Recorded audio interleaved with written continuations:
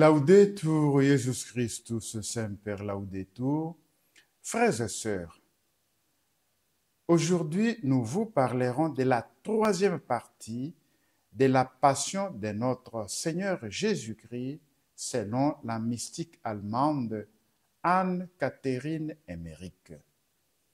Jésus devant Hérode. Nous ne reviendrons pas sur ce que l'Évangile rapporte si bien. Toutefois, il est bon de faire quelques remarques sur l'attitude inattendue d'Hérode. Quand il vit Jésus si défait, si meurtri, avec sa chevelure en désordre, son visage sanglant, son vêtement souillé, ses princes voluptueux, émus, ressentit une pitié mêlée de dégoût. Il détourna son regard avec répugnance et dit aux prêtres, « Amenez-les, nettoyez-les. Comment pouvez-vous mettre à ma présence un homme si sale et si meurtri ?» La toilette de Jésus fut plutôt brutale. Hérode reprocha aux prêtres leur cruauté. Et quand Jésus fut ramené devant lui, il voulut d'abord feindre la bienveillance et chercha à flatter Jésus, dont il n'obtint aucune réponse. Il fut expliqué à la voyante la cause du silence de Jésus. Jésus ne parla pas à Hérode parce qu'il s'est trouvé excommunié en raison de son mariage adultère avec Hérodiade et du meurtre de Jean-Baptiste. Cependant, malgré les accusations réitérées des prêtres, il ne pouvait pas condamner Jésus dont il avait secrètement peur pour ne pas aller contre Pilate en présence des princes des prêtres. Voyant qu'Hérode ne voulait pas entrer dans leur vue, les ennemis de Jésus firent distribuer de l'argent à la multitude pour l'apporter à demander la mort de Jésus et répandirent de nombreux bruits mensongers. Pendant ce temps, Jésus, livré à la soldatesque, fut vêtu d'un sac blanc et d'un lambeau d'étoffe rouge. Puis vinrent les scènes de dérision accompagnées des coups de bâton. La douleur arrachait parfois des gémissements à Jésus qui tomba 3 fois. Il fut révélé à Anne-Catherine Emmerich que sans une assistance d'en haut, les coups auraient été mortels. Seigneur, merci aussi de nous avoir assistés devant les coups mortels. Même pour demain, assiste-nous encore devant les coups mortels jusqu'au moment où nous arriverons au sommet du calvaire. Amen. Jésus est ramené d'Hérode à Pilate. Honteux de n'avoir pu faire condamner Jésus, ses ennemis redoublèrent de fureur. Le retour chez Pilate fut atroce. Jésus demandait à Dieu de ne pas mourir des nouvelles souffrances qu'il subissait, afin d'accomplir sa passion et notre rédemption. Il était 8h15 quand le cortège arriva au palais de Pilate. Les pharisiens continuaient à exciter la foule. Pilate constata qu'Hérode n'avait pas trouvé cet homme criminel. « Je vais donc le faire fouetter et le renvoyer. » C'est ici que se situe l'épisode de Barabbas. Pendant ce temps, Claudia intervint de nouveau pour rappeler à Pilate la promesse qu'il lui avait faite. Parlons de la flagellation de Jésus. L'être humain est parfois bien étrange. Pilate ne trouve aucun crime en Jésus. C'est pourquoi il va le faire flageller avant de le libérer. La flagellation de Jésus rapportée par Anne-Catherine est quasiment insoutenable par sa cruauté. On se contentera ici de quelques faits mettant en évidence une partie seulement de cette cruauté. Il faut déjà savoir que les bourreaux au nombre de 6 et étaient des malfaiteurs des frontières de l'Égypte condamnés pour leurs crimes.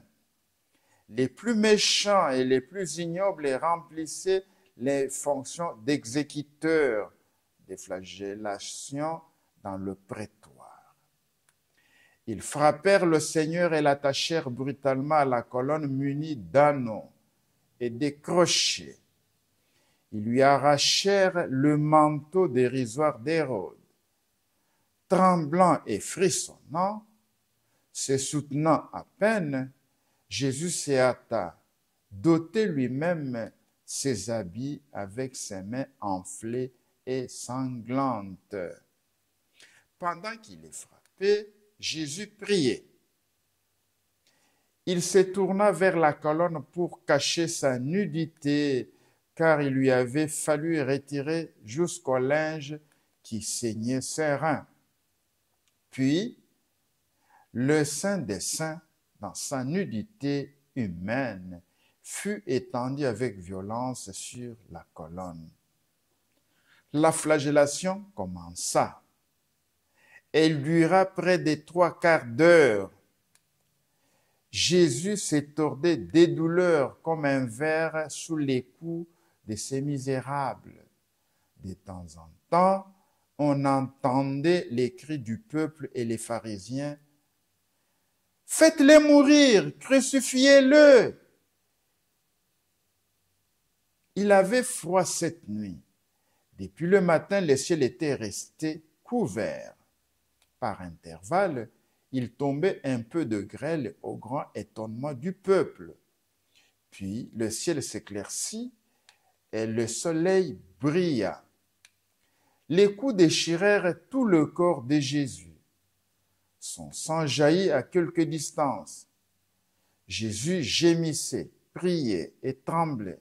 Enfin, des nouveaux bourreaux frappèrent avec des lanières au bout desquelles étaient des crochets qui enlevaient des morceaux de chair à chaque coup. Puis Jésus fut délié et attaché de nouveau. Le dos tourné à la colonne, et l'on recommença. Soudain, un étranger se précipita vers la colonne avec un couteau en criant « Arrêtez! Ne frappez pas cet innocent jusqu'à le faire mourir !» Et il coupa les cordes qui retenaient Jésus et s'enfuit. Les bourreaux surpris s'arrêtèrent. Jésus tomba presque sans connaissance au pied de la colonne, sur la terre toute baignée de son sang.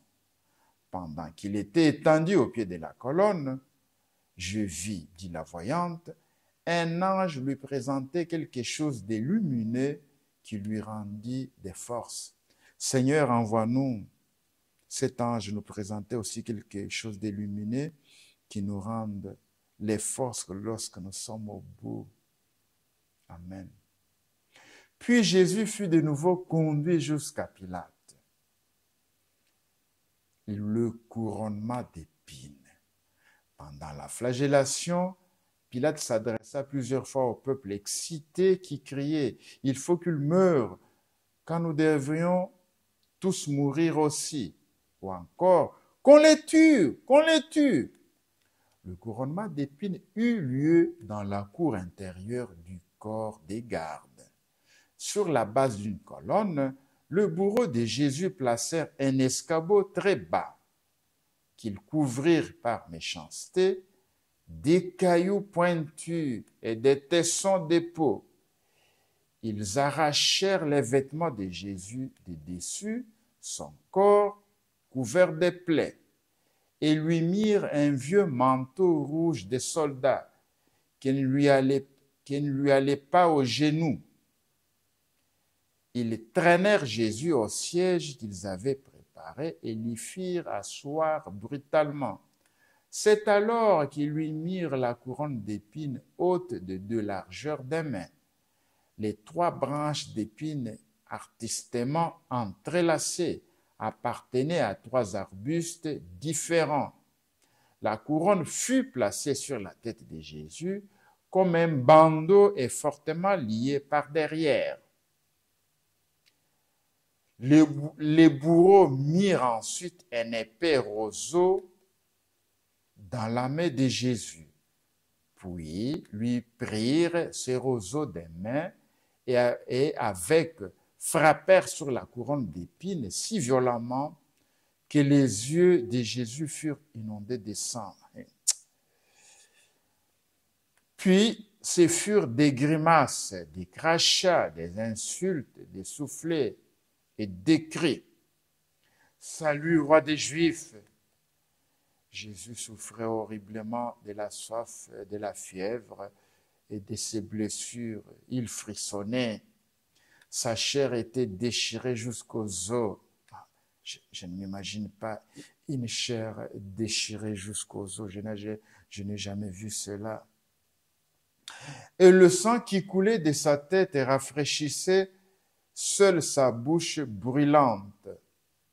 Jésus fut ainsi maltraité pendant environ une demi-heure, au rire et au cri de joie de la corde. Ecce homo. Jésus recouvert du manteau rouge, la couronne d'épines sur la tête, le sceptre des roses entre ses mains, garrotté, fut reconduit chez Pilate. Le manteau était si court qu'il lui fallait plier en deux pour cacher sa nudité. Pilate, malgré sa cruauté, ne put s'empêcher de frémir d'horreur et de pitié. Il s'appuya sur l'un de ses officiers et s'écria: « Si le diable des Juifs est aussi cruel qu'eux, il ne fait pas bon être en enfer auprès de lui. » C'est-à-dire Pilate s'étonne de la cruauté des Juifs. Aïe, aïe, aïe. Pilate dit ensuite au prince des prêtres: « Je le fais amener encore une fois devant vous, afin que vous sachiez que je ne le trouve coupable d'aucun crime. » Tout le peuple rassemblé pouvait voir Jésus. Ce spectacle terrible fut d'abord accueilli par un silence horrifié, tandis que Pilate le montrait du doigt et criait aux Juifs: « Voilà l'homme !» La suite est bien connue. Dialogue entre Pilate et Jésus. Les nouvelles démarches de Claudia. Les nouvelles calomnies des Juifs. L'irrésolution de Pilate. Ce que l'on ignorait, par contre, c'était notre dialogue entre Jésus et Pilate. Le Sauveur parla à Pilate avec une sévérité effrayante. Il lui fit voir en quoi consistait sa royauté et son empire. Il lui montra ce qu'était la vérité. Il lui dévoila aussi tout ce que lui, Pilate, avait commis des crimes secrets, lui prédit le sort qui l'attendait, l'exil, la misère et une fin terrible. Puis, il lui annonça que lui, le Fils de l'homme, viendrait un jour prononcer sur lui un juste jugement. Pilate, à moitié effrayé, à moitié irrité des paroles de Jésus, dit encore qu'il voulait délivrer Jésus.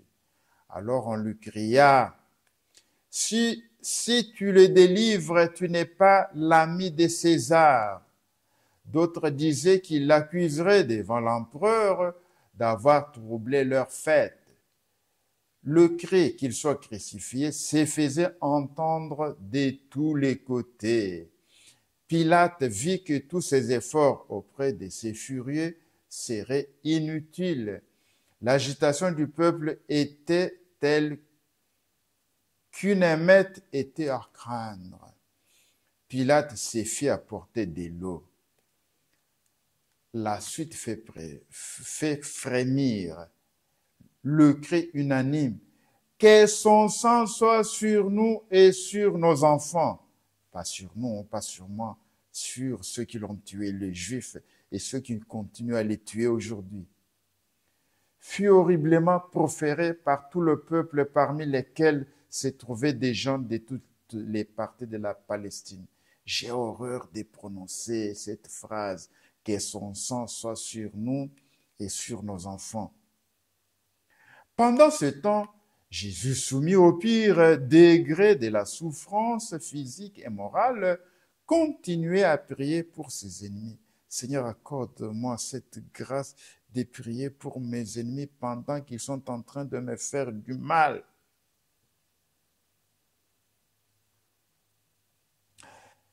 Continue à prier pour ses ennemis qui l'aimaient toujours et à implorer leur conversion. La voyante précise que grâce à ces prières du Sauveur et à celles de Marie, le nombre de ceux qui se convertirent après la mort de Jésus fut considérable. La condamnation. Jésus est condamné à la mort de la croix. Pilate était de plus en plus incertain. Il était par ailleurs furieux que cet homme qu'il avait fait fouetter et qui était devant lui dans un état pitoyable, cet homme qu'il pouvait faire crucifier, que cet homme osa lui prédire une fin misérable, et qui plus est prétendre le citer devant son tribunal au dernier jour. Indécis et terrifié par les menaces du Seigneur, il fit un nouvel effort pour le sauver. Mais la peur d'être dénoncé à César eut raison de sa lâcheté.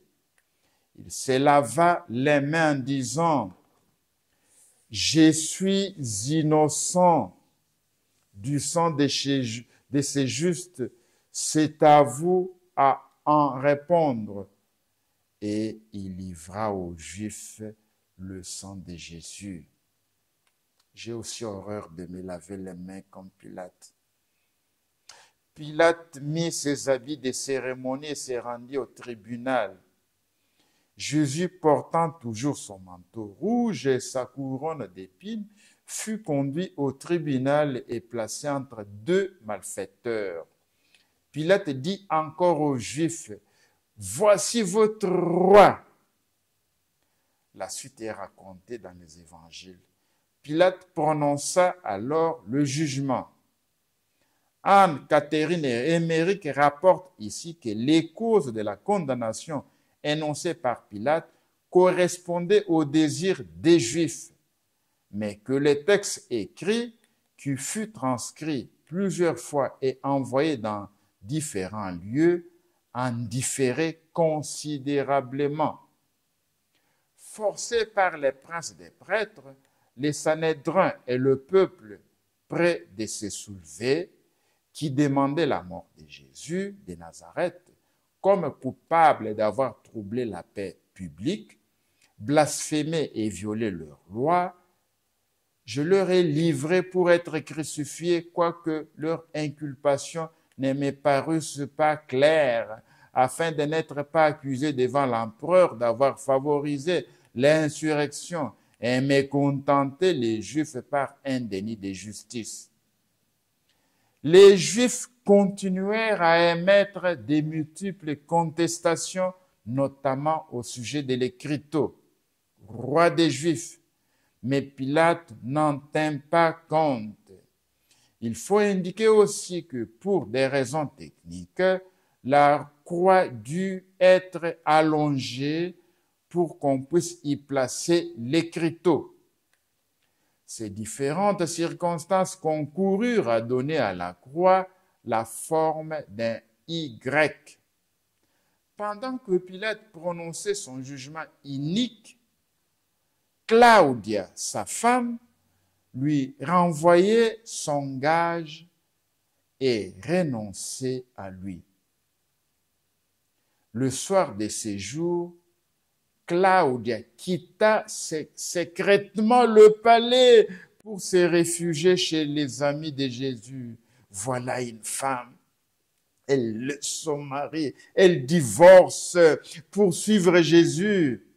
Elle n'est pas d'accord avec la condamnation de la personne pour laquelle elle avait eu des visions. Elle commence à croire. Claudia proclame se fit chrétienne, suivit saint Paul et devint son amie particulière. Jésus fut livré aux archers. On apporta ses habits qui avaient été ôtés chez Caïphe. Ils avaient dû être lavés car ils étaient propres. Jésus fut donc de nouveau dénudé. On lui délia les mains pour pouvoir l'habiller. En arrachant de son corps le manteau de laine rouge, beaucoup de ses plaies se rouvrirent. Jésus mit lui-même en tremblant son vêtement de dessous. Ses bourreaux lui jetèrent son scapulaire sur les épaules. Comme la couronne d'épines était trop large et empêchait qu'on pût passer la robe brune sans couture, on la lui arracha de la tête et toutes ses blessures saignèrent de nouveau. Ça fait mal. Ils lui mirent encore son vêtement de laine blanche, sa large ceinture et enfin son manteau. Puis, ils lui attachèrent de nouveau au milieu du corps le cercle à pointe de fer auquel étaient liées les cordes avec lesquelles ils le tenaient. Munis d'une copie des jugements, les princes des prêtres se hâtèrent vers le temple, craignant d'y arriver trop tard pour préparer la Pâque. Pilate s'en revint dans son palais, entouré de ses officiers et de ses gardes, et précédé d'une trompette. Le jugement inique avait été rendu vers 10 heures du matin. Seigneur Jésus, que ta passion me sauve aujourd'hui, que toutes les souffrances que tu as endurées me purifient de tous mes péchés passés, présents et futurs. Amen. Laudetur Jesus Christus. Saint-Père, Laudetur. La fois prochaine, nous aborderons la 4e partie, puis suivra la 5e et la dernière partie sera la 6e.